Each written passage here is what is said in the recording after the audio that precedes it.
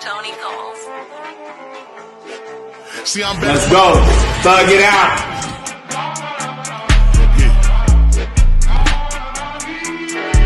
See, I'm back on my bullshit.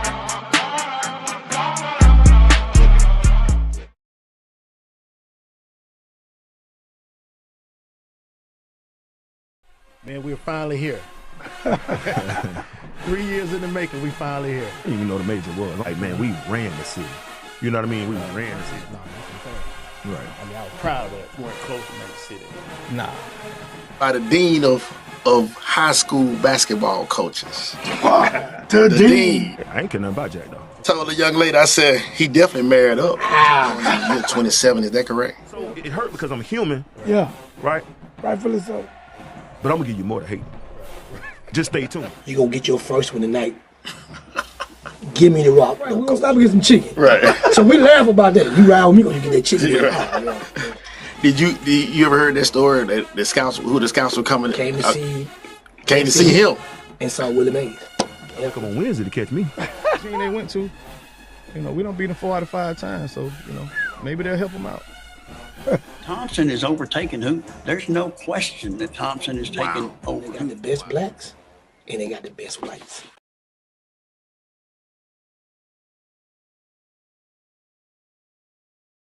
Birmingham.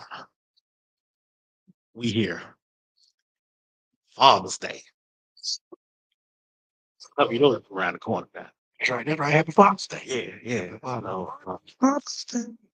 And thanks. Okay. Thank you. Thanks for being here. Thanks for everything. Jameis, thank you. Thank you.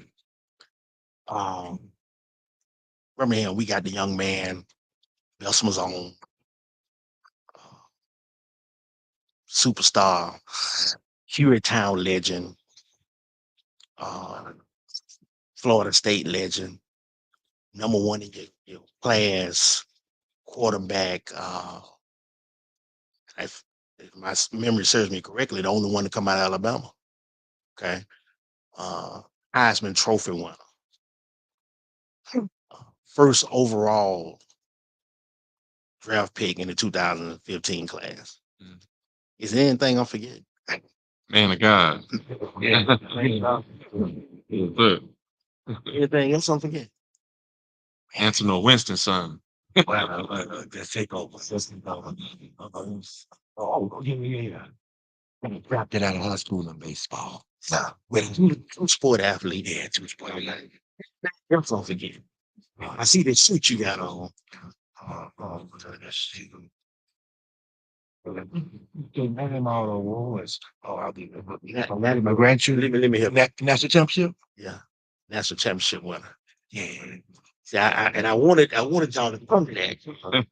I wasn't gonna see it. I know Florida State, I'm a big Alabama fan. So I want to stop right there and talk about that real quick. The big decision to leave the home state, go to Tallahassee, play for Jimbo. He newly there after Bobby Bow. What went into that decision? Well, the first thing was my dad was a Florida State fan, right? And that's like, if people don't know the history of our Winston household, is I was an Oklahoma Sooner fan coming out because Oklahoma beat Florida State in 2000 in the BCS National Championship. So y'all had a little rivalry going in the house. Yes, we did. We did. But really, it was to play baseball. It was to play baseball, and Damian Craig, who is from Alabama. Okay. He in the Hall of Fame for his passing records in the CFL. He was a great friend to my dad, great mentor to me, and that's someone I was very comfortable with, because college is the cocoon process. Right. And Coach Saban came to the house, all my family, Alabama fans, my mama and some of her cousins, Auburn fans, but it was tough. It was challenging with them being 45 minutes up the road. Right. But I knew that God had some greater for me in Tallahassee.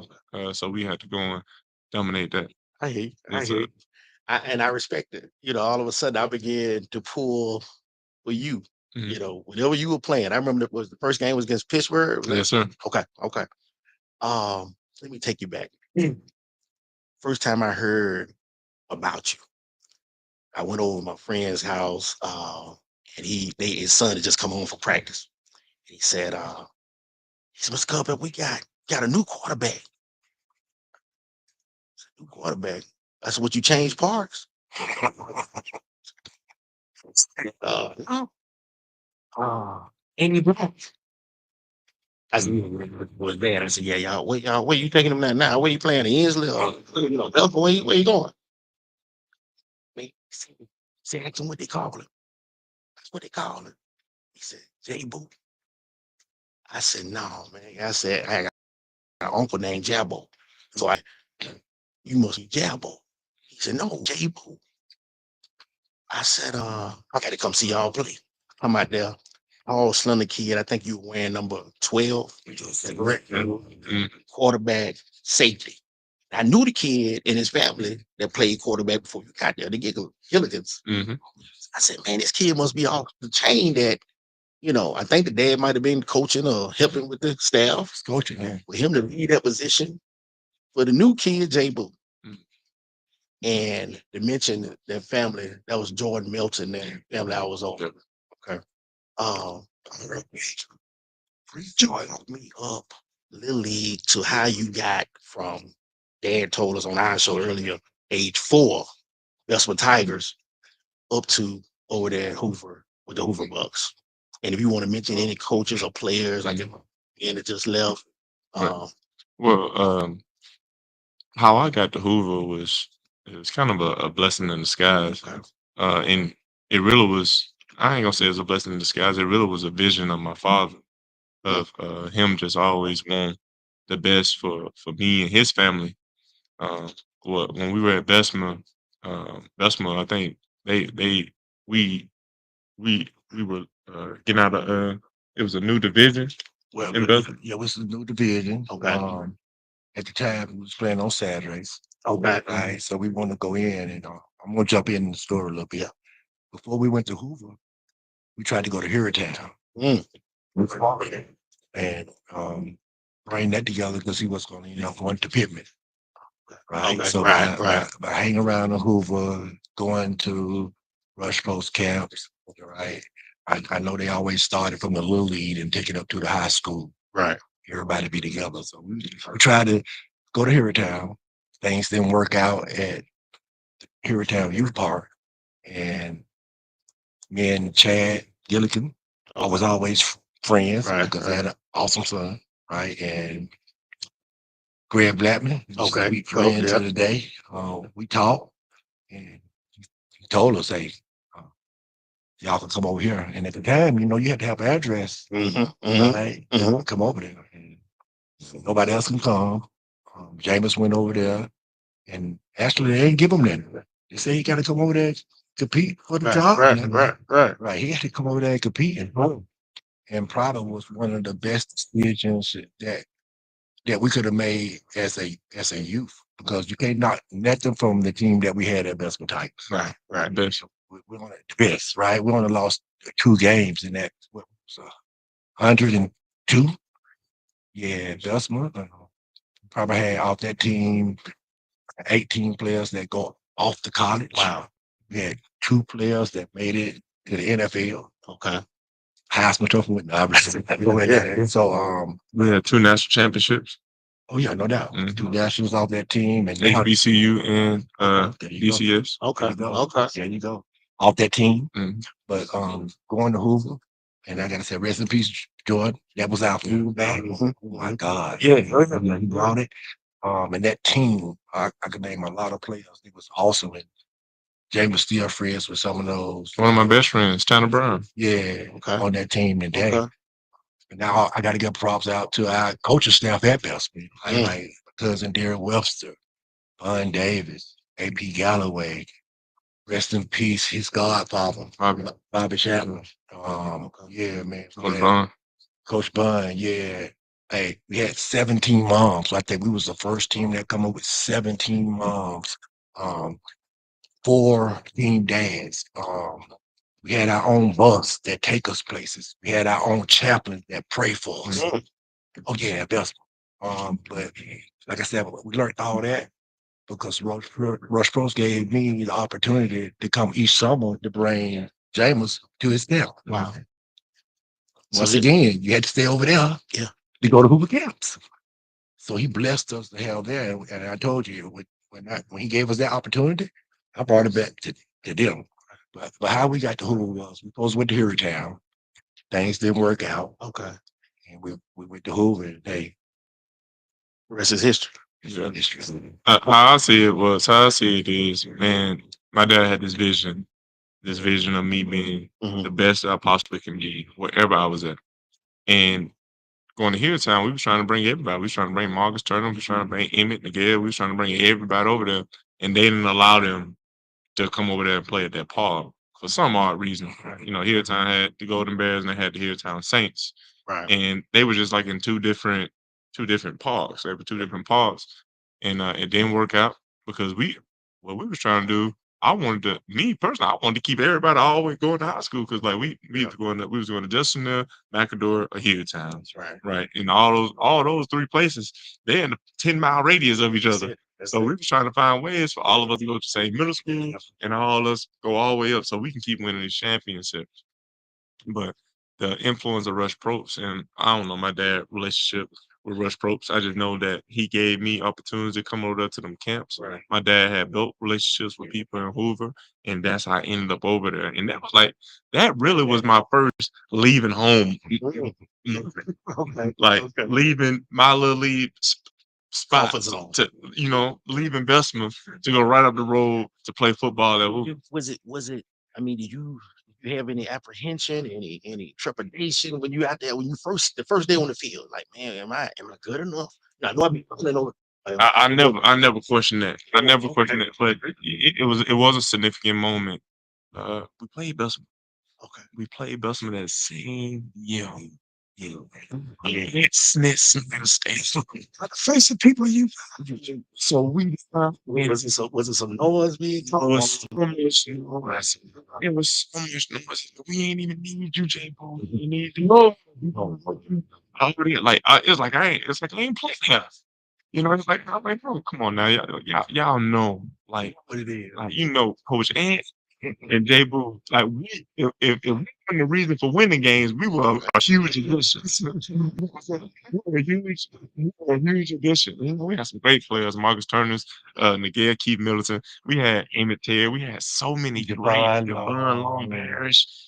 We had so many great players. Jalen, like we had so many great players. I did listen to the players. And those guys, one season, through the whole season, only one team scored on them. That was in the play. Really? One team scored on them. Who was that? Irondale. No. It was Irondale. It was Irondale. They scored 6 points in the playoffs. 6 points. No. God. Oh no, they didn't get the extra point. Right. But yeah. 6 points. No, I was just saying, like they probably, 6 points, man. That team was awesome. Nah, tell me this. When you get down to Tallahassee, there's some legends that you meet. I'm sure you met Bobby Bowden. I did. Warwick. Warwick Dunn. I did. Okay. Slide back a bit. Back. Okay. I know you had to stay off. Yeah, he was. And the first year out, you play baseball. Pitching, outfield. How was your batting? How was your hit? It wasn't as great as it was in high school, but I still batted 240, 245. Like so, home run. Yeah, I ain't had no home runs in college. Wow. Yeah, I had 0 home runs in college. Like, and I actually started in left field. Okay. Like my first start was on the diamond. Yeah. Like it was not on the football field. It was on the diamond. Right. I don't when I got to Florida State, my sole purpose was to be like Bo Jackson. Okay. Be great in football, be great in baseball. But that's when That's your childhood idol. Bo Jackson from Bessemer. Right. Him and D'Amico Ryans both played baseball here. Okay. D'Amico Ryans D'Amico Ryans and Cora White, my first sign football. Right. So I had people like that my dad and my grandma put in front of me to like see like, hey, these people doing great things. Like for you to be the best, like you have to be better than them. Right. Right. Right. So and competing to be better than both, like that's competition. I was a little fella. I was hearing about Bo Jackson, and it's the big tree out there in center field, and he had hit one over that tree, and so the game we went to see, he hit one over there again. I'm like, man, this is unbelievable. I played baseball, and I'm like, In Roosevelt Park. I'm like, I'm nowhere close to getting that thing to that point. So I know what kind of power we talking about. Baseball. I heard in one of your interviews you said you mentioned Willie Mays, and then you said you got a chance to play on his field. Rick Wood. You mentioned Snitch, Snyder, some of the places that you played that just stick in your head or left you at all. Some of the stadiums or places you've played. Well, definitely Rick Wood, Snitch Snyder. Doak Campbell. Captain Bowl in Montgomery. More Vines. More Vines in here town, like that's Legendary. yes. The Superdome. Like that's Dairy World. Like that's like I've been fortunate to play in a lot of prestigious arenas, but the ones like Rick Wood, the ones like Snitch Snyder, Gilmore Vines, places where a lot of people paved the way, Right. and like they built this funnel for players like me, Right. players like Deion Lacey, players like D'Amico Ryans, players like Joe Webb to come through and be who they are. Right. So I'm definitely grateful for that. Okay. Let me, I'm gonna be respectful of your time. Let's jump here, James. 5109. Okay. 30 and 30. Now a lot of folks they say 30 for 30 or 30 and 30, but I need to say it's 33 and 30. Oh yeah. Yeah. That's more. Yeah. That's the truth. And look, I don't know. I'm sure you know. Right. He's gonna get to the truth. Yeah. That's my guy. Go. Michael. Okay. Might kill him.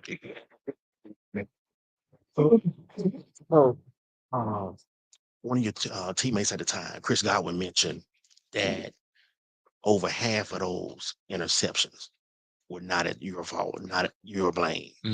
Speak to that. What was he actually saying or trying to allude to? In that scene? Well, not all interceptions are the same. Okay. You got tip passes. Okay. That year I had 7 dropped, hit up in the chest, in the face Popped mask, up. in the hands, Somebody else got it. interceptions. Okay. Like 7. 7. All right. So now we're down to 23. Yeah. So I just count those 7 Right. because those were like hit in the hands in stride. And what about the misread? Speak to the misreads? But it was a lot of those as well. At the end of the day, how I view the interceptions is I view it as when you are out there with a purpose to move the ball down the field, they are going to happen. Right. However, when you are learning the offense for the first year and you got everyone around you learning the offense, miscommunication is going to happen. And when my faith in my teammates, is sometimes higher than my faith in myself. Mm. And I think what that year taught me the most was you have to protect yourself in all situations. Okay. You got to protect yourself by protecting the most important asset, and that is the football. Right. So that taught me that. So I really ain't get into like 7. That number 7 stuck with me because like that's when I know it like hit their hands and bounced into somebody else's hands, and that's like, come on, like I never count those. But it was numerous, like Chris said, over half of them wasn't me. But at the end of the day, too much is given, much is required. Okay. So my Right. dad had this conversation, you know what I'm saying? Thank the Lord that my teammates got my back. But at the end of the day, like when the ball come out my hand, the ball is coming out my hand. And I treat it like that. I treat it as such.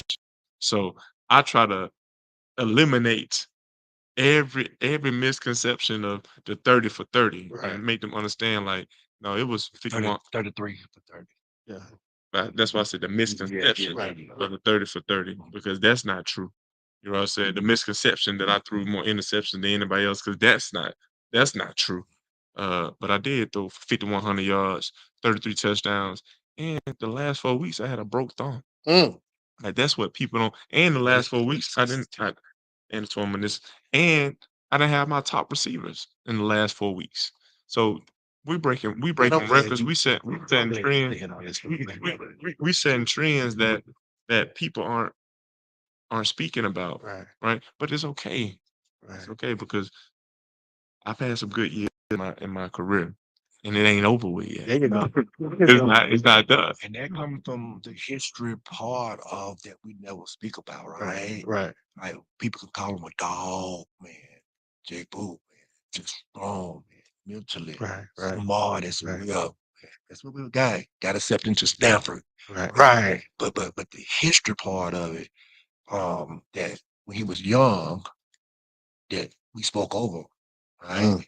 Inez Jackson, the Bear Jackson come out of Brighton. Okay. Got Okay. drafted. Right. Right. Cornell Dickerson come out of Brighton. Out of Brian. Right. School, my Went grandma.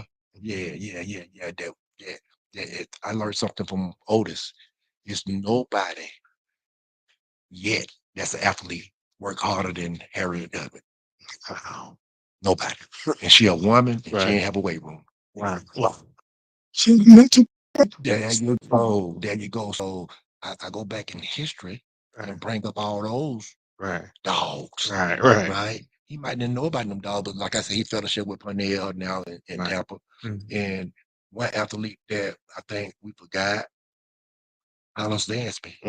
Mhm. Legendary Carlos. around here Right. for us staying in the league, Right. longevity. Right. I think he broke a record in Alabama for staying in the league. Mhm. But the history that I kind of spoke over Jameis as coming up, man, that helped him through anything, the type of adversity, Right. along with himself. Well, Proud of that cat. it was also a lot that went along in that year as well. That year was the year where me and my wife, like now wife, we literally were going through. Uh, we were eliminating shacking from our life. So Praise the literally Lord. through that year, no, through that year, literally she was living in my beautiful home that we live in now. I had another house. Like, so I was going through a spiritual journey through that year. Through that year, this was the first year that my father didn't attend none of my games in the history. So it was so much spiritual warfare going Wait a on minute. through This that year. this is the rookie year. No, no, this no. is the 33 and 30 year. Okay. Okay. Okay. This is all this like from outside. Like these are all the things, all the emotions, all the. I'm working to be the best I could be. Like I ain't shacking up with my wife. I'm under the Lord. I know we about to get married next year. We just had our son. So you wait a minute. So you went and got a separate place of the dwelling. Yes. Okay. Okay. Like what is shacking? Right. Right. Shacking is living in the same. Yes, I was out of the house. Yeah. Okay. Like it was a process. It was a spiritual process that I was going through. So I just knew that I was required to suffer in ways that I never suffered before. Because when I look at that was one of the best years of my life in terms of like what I was doing on the field, how I was applying certain things, how the game was coming to me. And for some of those turnovers to happen the way that they happen, like man, these are tests Right. for my daddy, for me not to have him now doing the most crucial. Like they say, fifth year, that's your contract year, and I'm like, man, I built so much gratitude. I'm like, man, like I had my dad, and I know that may sound like a lot of people got their daddy, but like, man, when you had a father figure your whole life, and one of the most at that time one of the most important years of your career, that he can't even just from his spiritual discernment, he can't even speak to you and speak life into you because of the spiritual warfare that's going on in his life at that time and the things that he dealing with in his life.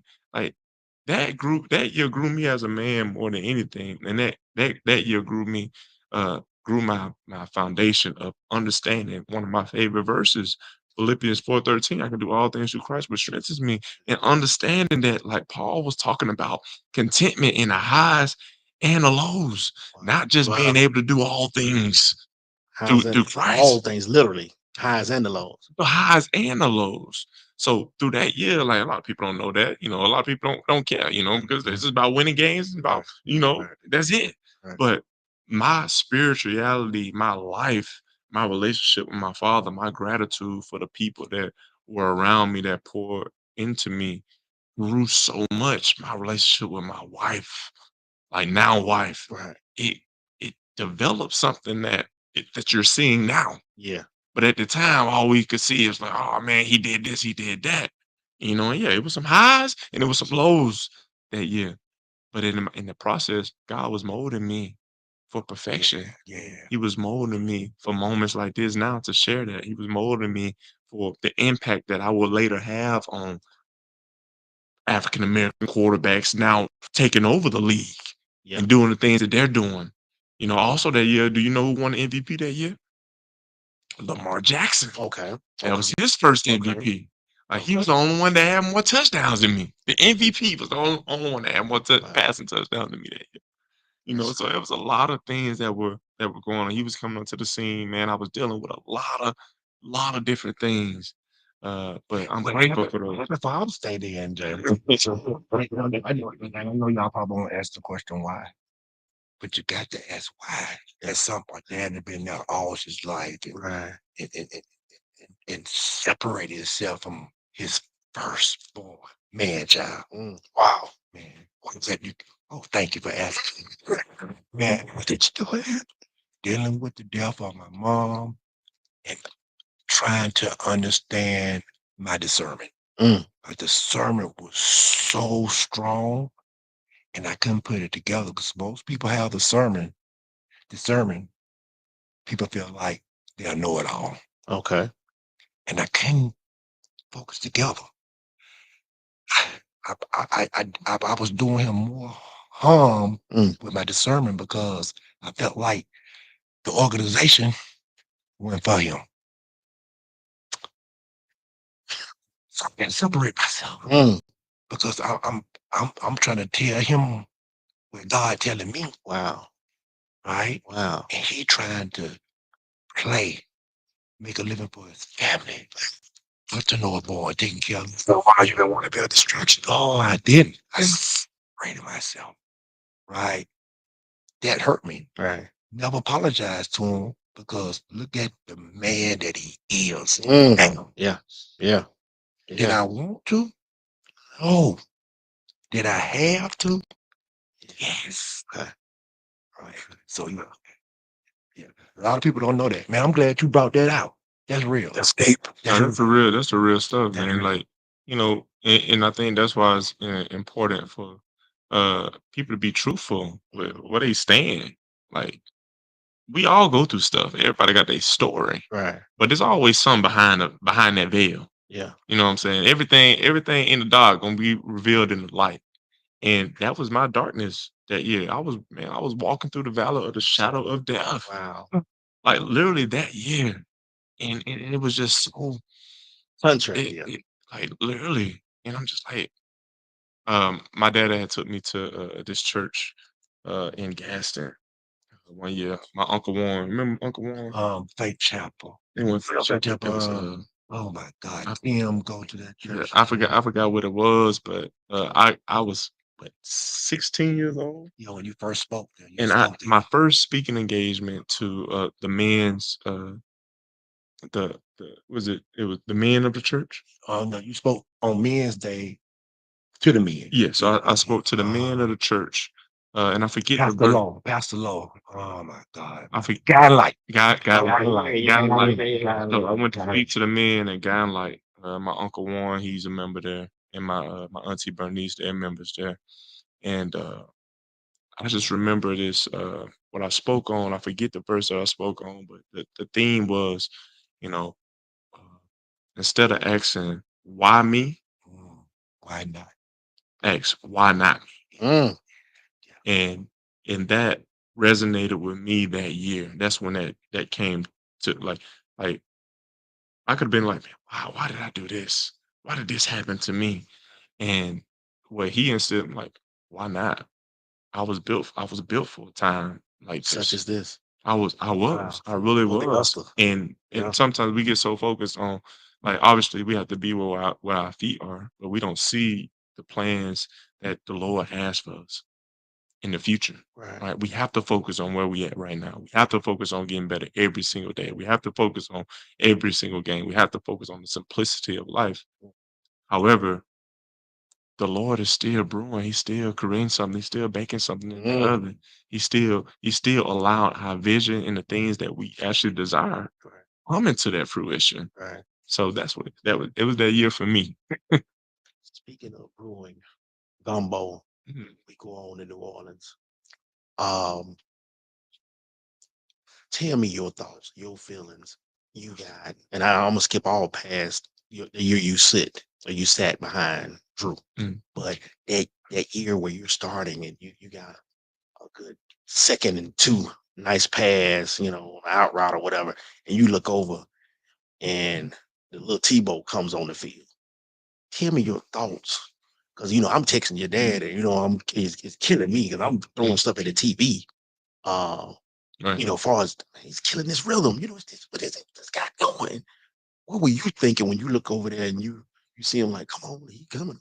What were you thinking? I was thinking the initial thing that I was thinking was uh it's about the team. It ain't about me. That's how I do it. Like I've been in situations where, I want to run naked, and my daddy called 34 die.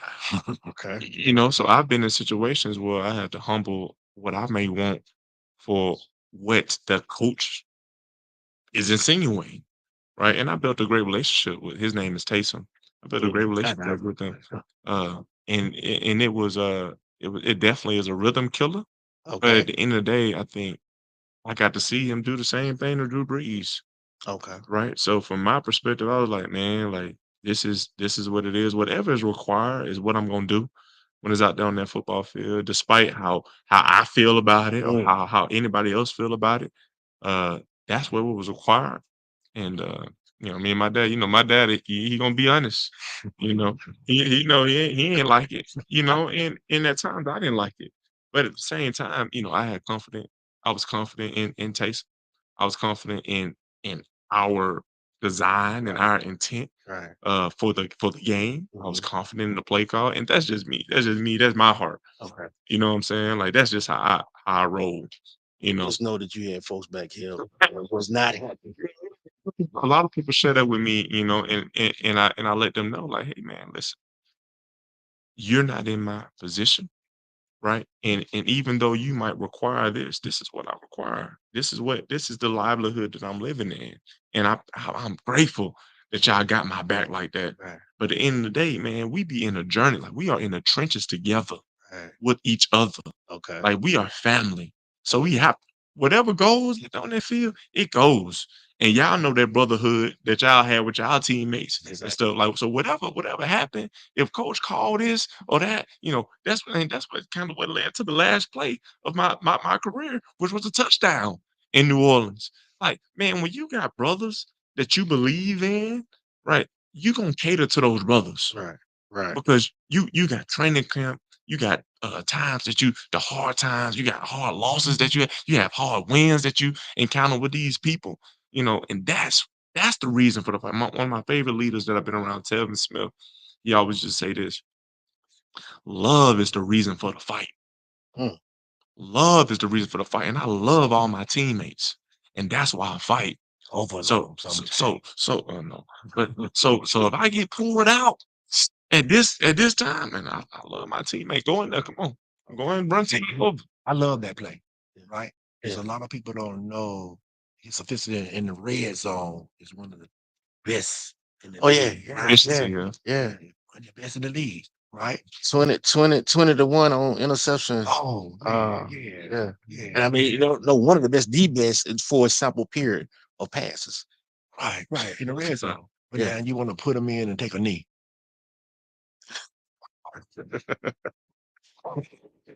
See, I'm not even like, you know what I'm saying? He think deeper into it. All I'm thinking is like, man, we on the sideline talking about this the whole time Right. about our desire to get our teammate in the end zone, Mm. and we get a turn up. So this team that the coach got mad is trying to score, and we get a pick in return. It ain't like it ain't like the person who called the interception took a knee right then and ended the game. He stopped on the one, didn't He got stopped. yeah. You know, the 1 yard line. Yeah. So y'all trying to score, but you get mad that we won. Yeah, That we scored. as a team we score. So y'all trying to score, but you get mad that we try. Like that didn't make sense to me. You know, but I didn't handle all my conversations that I need to have regarding that. But you just see, and that's life. You got people that function on different wavelengths, and when they don't have stuff, they go their way. You know what I'm saying? They act out. Mm. You know, but they require us to be the bigger. We were the bigger man. We were. I'm gonna get you out of here on this. When you see a skit, when you see the guy Lou Young, Yep. because I saw you take a picture earlier with the W. Yeah. What are you thinking when you see? I'm sure you've seen some of his work. Mhm. What do you think? Man, I'm thinking that's his work. You know, that's his craft. Do you find yourself laughing? Man, I'm laughing. Okay. I'm laughing. I really am. I'm like, I'm enjoying it. My teammates, they send it to me all the time. Okay. Like, I'm enjoying it Okay. because that's comical to me because I know what I put into this. Right. I know my intent for every situation, every conversation that I got. You know what I'm saying? Because one of them I said that was almost true. Hey, but no, his approach is what I put into it. Right. You know, and if it align with like how I'm really functioning, you know what I'm saying? Obviously, our works ain't the same, but hey, if it align, I'm like, that's funny. What is the biggest misconception about Jameis Winston? The biggest misconception about me is that I'm silly. Like I'm not silly. I wanna take your heart out of you. Like I don't take no prisoners. You got to correct you like you be correct me. Not silly. Goofy. Yeah, and I'm goofy. Yeah, no, Like, you ain't no, goofy. like I'm Is that why you big bruh Cam, you send him and say, hey, I ain't never know about that. but not like when I look up to somebody and I speak to people and I have a verbal communication Right.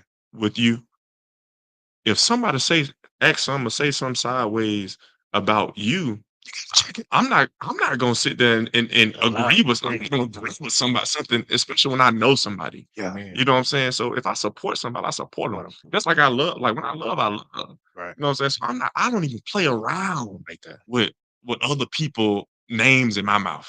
Okay. You know what I'm saying? Unless I'm lifting them up. Right. Right. Right. And that's why like we have a relationship to the point like, hey man, like come on now. You know me. Yeah. You know what I'm saying? To a point. Even if you don't know me, you gonna understand where I'm coming from now. Right. Because you know, I didn't told you how you didn't help pay the way for us. Right. I didn't spoke life into you. I didn't came and supported you at your camps. My little brother playing in your 7-on-7s. You know what I'm saying? Like from that side of the thing. And he know that, but you know, he like a lot of people got jobs to do. They got a job to do. The camera. But ain't nothing goofy about him. Ain't nothing goofy. that's what I'm saying. It's realness. And people, that's the thing.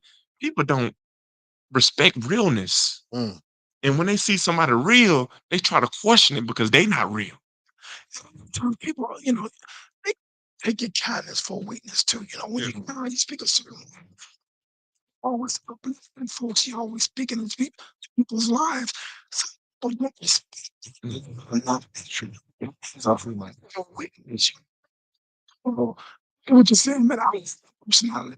I tell Jay all the time, I'm looking for your video so I can just get motivated. I like your personality because you in a lot of ways, man. Like that. In a way, it's like that. I like to have a good time. I like to speak on to my people. Don't get it twisted. Like, Never. see you get for real. James, major at Florida State. What did you major in? Social science. Social science. Okay. What do you see yourself doing 10 years now? I got you 10 playing 10 more years minimum. What are you doing out of football?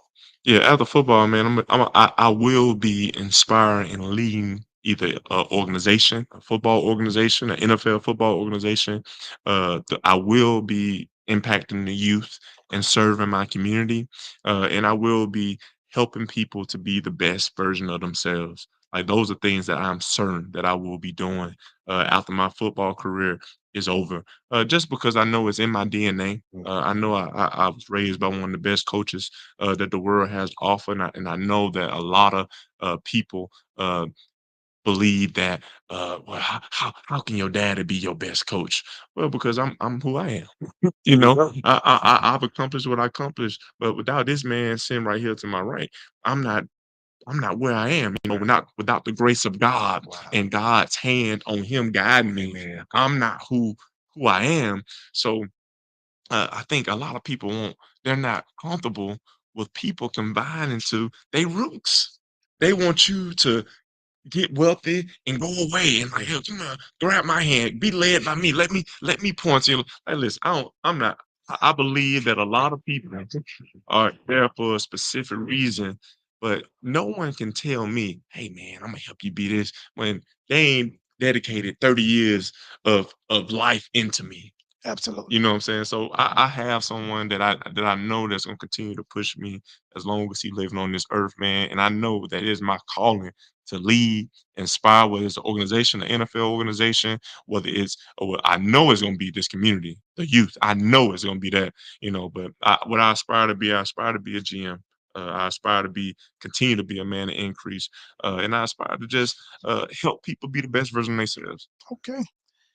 This man next to you basically said a lot right there. And like I said, it's we gonna, Father Day is fastly approaching, and you said it throughout this interview. But for the last part of our podcast, which I want to thank both of y'all. Thank you. Um, Thank y'all. what does he mean to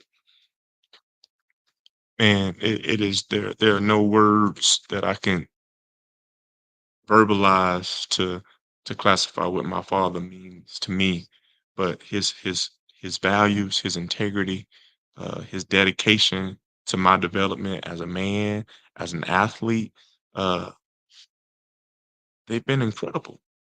And he's just the epitome of showing up. He the epitome of being there. And he's the epitome of doing whatever it takes to ensure that your son or your daughter is successful. Mm. Like, and that's what I believe that a lot of us lack. We lack people that are willing to just show up for us and keep it real with us. Because a lot of people think, oh, my daddy, oh, he just coached them. Man, my dad is my worst critic. This is the Just person I don't wanna go to after a game, even if I win 5 touchdowns and we won by 50. I don't wanna go to it. Like, and that level of discipline, that level of accountability, that level of, determination that he instilled in me, it would be, uh it would be, injustice to him if I didn't carry out his legacy the way with authority, right? And people don't know this. One of the songs that he picked for me in church to sing was "I'm Walking in Authority" by Donnie McClurkin. So he has spoken life into me. He has he has given me everything that I can ask for from a father figure. So when you ask me what does he mean to me, he means everything to me.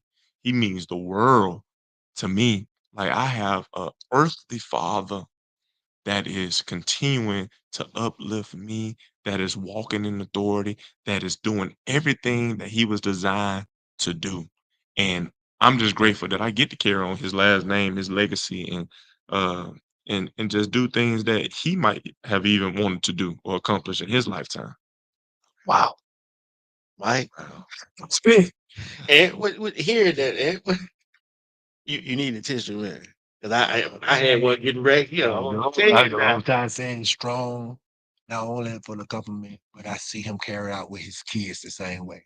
So he had to get it from somebody. Yeah. I was gonna stop him sometimes, but the way he take care of the family, I said the family, right, his employees, his dad, his mom. But once you see him, how he take care of his wife and his kids, that's amazing. You know, because this man got a 24-hour job. Yeah. Better quarterback in the position. Yes, sir. Yeah. So People don't see that. Yeah. Sometimes he don't get home till like 9:30. Get up in the morning at 4:30. Try to get to the facility no later than 6 o'clock. Man, so what he said is double time echo back to him. I see what he's saying in him. That's amazing. Yeah, but Daddy, I mean, There you go. you don't understand how I've seen my daddy sacrifice for me over and over. I seen I'm up at 3:30 with him while he's walking out the door. Man, He don't sleep, boy. I see. I'm like, Dad, I just want to see you leave. You good? Like I've seen him serve. I've seen him pour into other children's lives. My teammates at the Bessemer Tigers. I seen him whoop them. I've seen him be a man of mans, and I encourage all the listeners, like, if you're not sacrificing for your child, like, you're really not doing a lot. It's just keeping it real. Like, man, he sacrificed for me over and over. He denied himself, and like we supposed to deny ourselves before the Lord. He denied himself for his family, for his son, for his children, for our success. And seeing that, like, I gotta replicate it. I gotta reciprocate it. I gotta continue to do that. yeah. He finna get ready to go work out. Guys. Yes, sir. He got to go work out. He finna get that football in his hand and constantly getting better, man. So Hey, congratulations. No, thank you. Can't wait to see you up there, man. Be there, like you said, you one play away, you know, and I still see a starting quarterback position somewhere for you. Yes, sir. I'm sorry. Birmingham, that was Jameis Winston and Antonor Winston. My guys, thank y'all. hey, thank you. Thank you. Right. Thank you. God bless you, Sure. Nah, Let me get a picture, man, before you go. Both of y'all. And then we'll let y'all go. With the headphones? Yeah. No, understand. Okay. It's a real quick picture.